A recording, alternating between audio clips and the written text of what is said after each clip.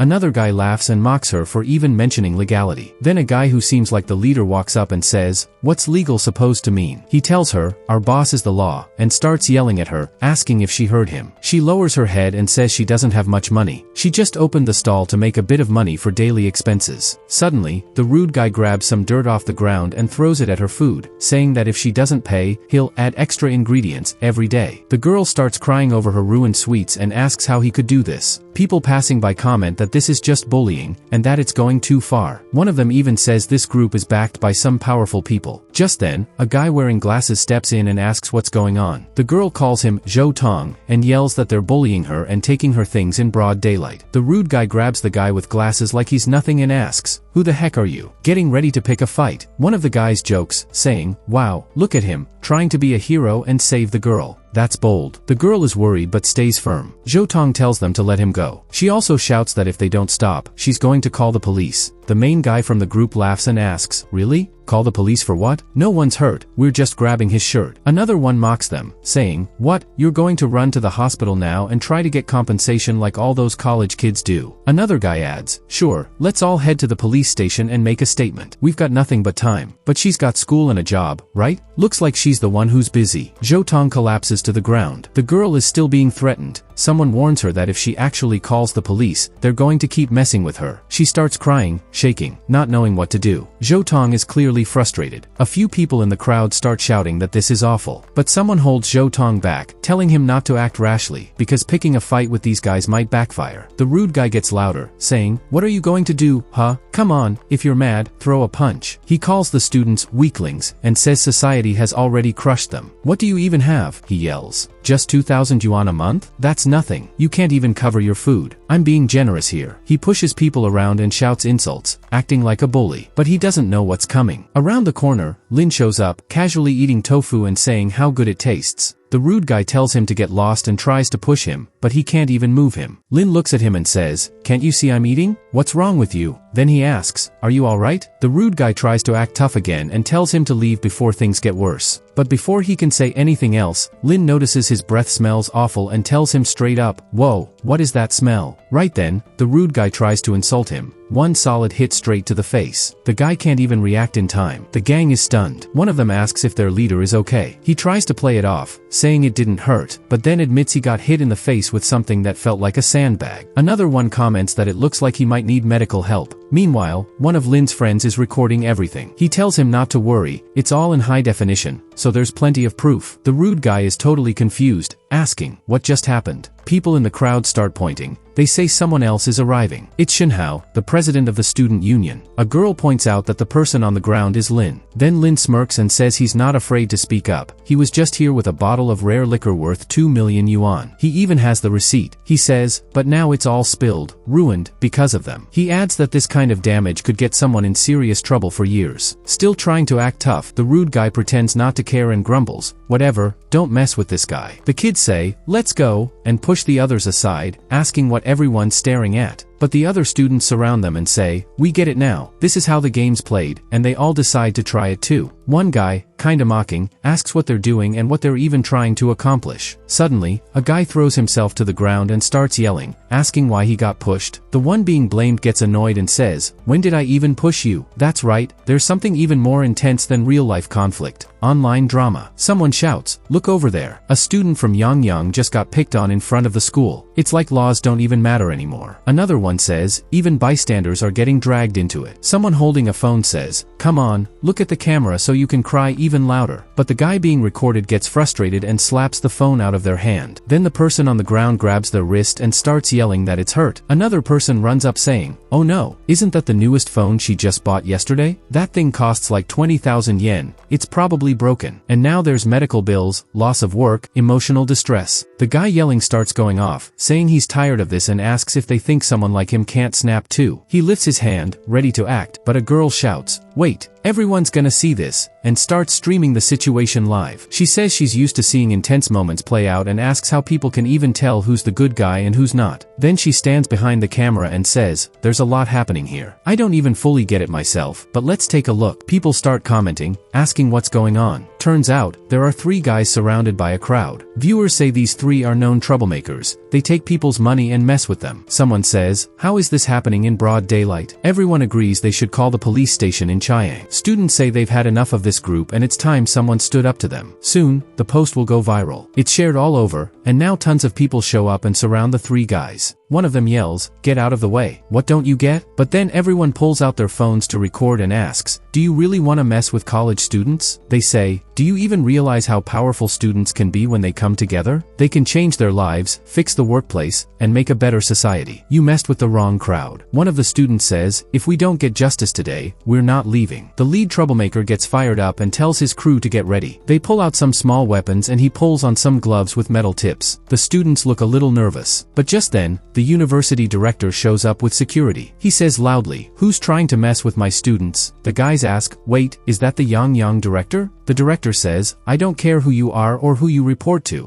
Yenchang University is here to teach and guide people. This is a legit university funded by the government, not a place for shady fees or control. Starting today, nobody can set up stands around the school without a proper permit from us. He adds, and for anything illegal you've done, go explain it to the police. Then the guards step forward and say, let's get these 3 guys out of here. While some people were telling them to leave and not come back, another person shouted that this was school property and they should at least show some respect. But then a girl stood up and told her classmate not to worry, saying that all the students would stand together and protect her. She said that as long as those gang members kept showing up, they would keep standing up to them. The girl thanked everyone, but then our main character's friend asked the director if he could apply for a license for a small stand. He said it was for Xiao Zhen because she really needed it. The director saw Lin nearby and said he understood the situation. He explained that anyone could apply for a permit if they followed the proper steps, and that the school also offered business guidance. Plus, students who were starting something new and had family difficulties could also apply for some financial help or subsidies. Everyone was excited and said it was amazing. They even complimented the director, calling him handsome. But secretly, the director had his own thoughts. He believed this way of handling things would keep Lin's group happy and wondered if he was right. That's how influence works. The girl who needed help was super thankful and said that if it wasn't for everyone's support, she wouldn't have been able to start her little business. She felt a little awkward expressing her gratitude, but to show her thanks, she decided to treat everyone to free candy skewers. One girl thanked her and told her she was really pretty. Another said her food stand looked amazing and would probably do great. While the main character and his friends watched, Zhou Tong said he'd help prepare the syrup. The girl thanked him, and he nervously said it was nothing. Then the main character said he also wanted to help and that he knew a bit about cooking. He held some flowers and explained that they were osmanthus. He said it was the season when osmanthus trees bloom and they smell really sweet. He was going to use paper towels to dry them off after washing, then cook them in the syrup. While the syrup was boiling, he explained that the rest of the osmanthus flowers were being lightly fried. The girl said it smelled amazing, and people around also said it had a really nice fragrance. Then the main character explained that after a quick layer of syrup, the flowers were fried and coated again to make sweet candied skewers. He said they were ready, and everyone could have one for free, but if they liked it, they were welcome to donate something. People started laughing and saying they'd definitely take one. Others said they wanted one too, it smelled so good. Some even said they'd never had anything like this before. The girl tried it and was blown away. She said it was unbelievably tasty and told everyone to eat more. Others tried it too and said it was absolutely delicious. With such positive reactions, more and more people wanted to try. Someone offered to pay for more, another said they wanted 3 more skewers, and one person even said they'd pay 30 chances to buy 2 big bunches of candied strawberries. Another person tells the crowd not to push because he hasn't gotten a chance to try it all day. Just then, a girl in a suit steps forward and says she's going to pay 100 yuan for one. She shows her phone screen, clearly proving that the payment went through. The smiling vendor tells her that the first one is actually free and that he'll refund the money, but the girl says it's okay. She grabs a skewer, and the moment she's about to eat it, bam, she has the same reaction as everyone else. She starts shouting, "Long live the mantus! Long live the moss." She can't believe how tasty the candied treat is. The coating is even, crisp, not sticky, just perfect. She says it takes serious skill to get the heat control just right. Curious, she asks the vendor if she made them herself, surprised that someone so young could pull this off. But the girl says no, it wasn't her. Someone else taught her, but sadly, that person already left. Someone nearby says they saw him heading in a certain direction. She thanks him and hands over a card, asking him to contact her if he sees that person again. As she walks away, we see the card says, Michelin, yes, that world-famous food review group. Determined, she says that if she finds that guy, it could really mean something big. We cut to a warehouse, where a man in a suit is scolding some guys, calling them useless. He says they didn't collect the money like they were told, and on top of that, they caused trouble. He warns them that from now on, they'll be risking everything. One guy apologizes, calling him Uncle Ren, and says it won't happen again. The boss says this time, he covered for them and fixed things quickly, but next time, they won't be so lucky. The guy thanks him and says he actually has a plan. He says, "Give me a second, I'll bring 10 of my buddies. When the girl closes her food stand, we'll talk to her and make her cooperate." He adds that this will also be a warning to all the other vendors, basically, a way to keep control of the street. As for the college kids who tried to protect her, he calls them weak and says they'll soon learn what happens when they get involved. Just then, someone jumps in.